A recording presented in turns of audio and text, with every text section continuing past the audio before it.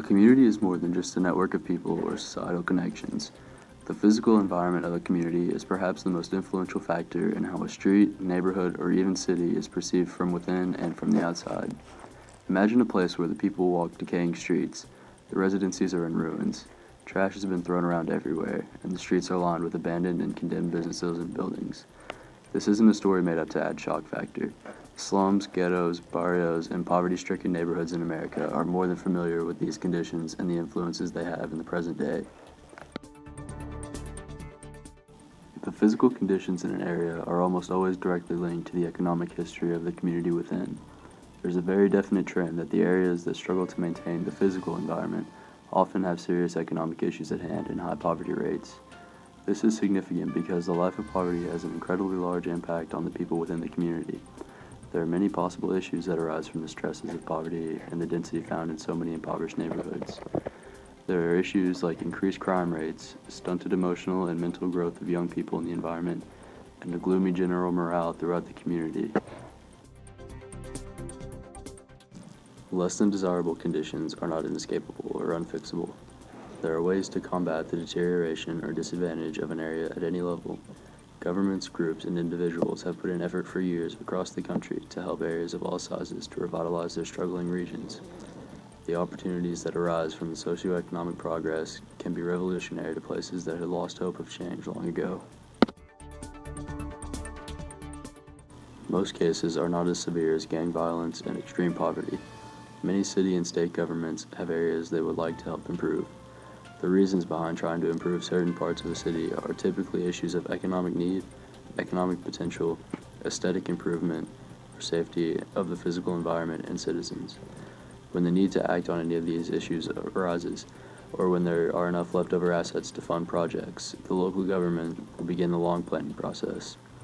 The government has to determine how much money will have to be used to improve the area in the ways they have planned, how to persuade the taxpayers to increase public support, and how to implement the changes.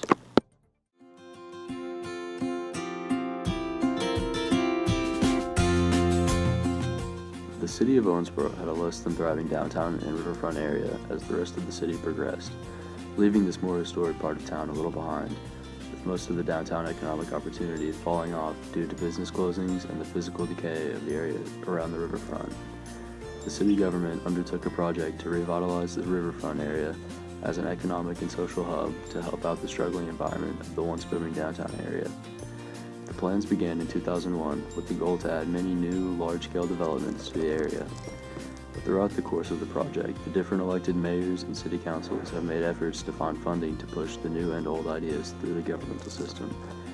With a new convention center, hotel, playground, veterans memorial, and vast public recreation space, the once rather gloomy Veterans Boulevard has become a catalyst for economic development and a socio-economic hub that has redefined what would be considered the highlight of Owensboro.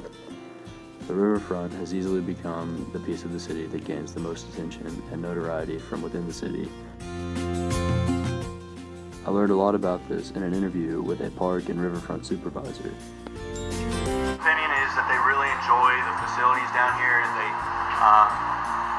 talk about how there's nothing like it close by.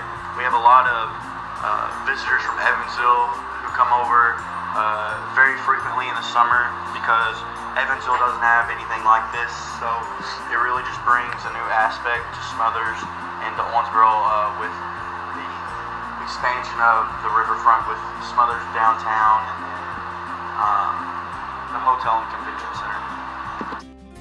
As a fellow employee of the city of Owensboro and Smothers Park, I have worked at many of the city facilities around Owensboro, but by far the most exciting place to be and the place that has attracted the most visitors and praise is the new downtown area.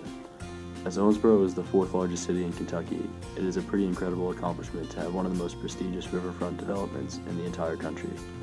The energy that the city revitalization project has brought to the community is evident, and the economic growth of this young project has a great outlook for the future. Revitalization projects are almost always positive and beneficial to the problems facing a community. The development in Owensboro is no exception to that, and will have lasting effects within the city economy and community for years to come.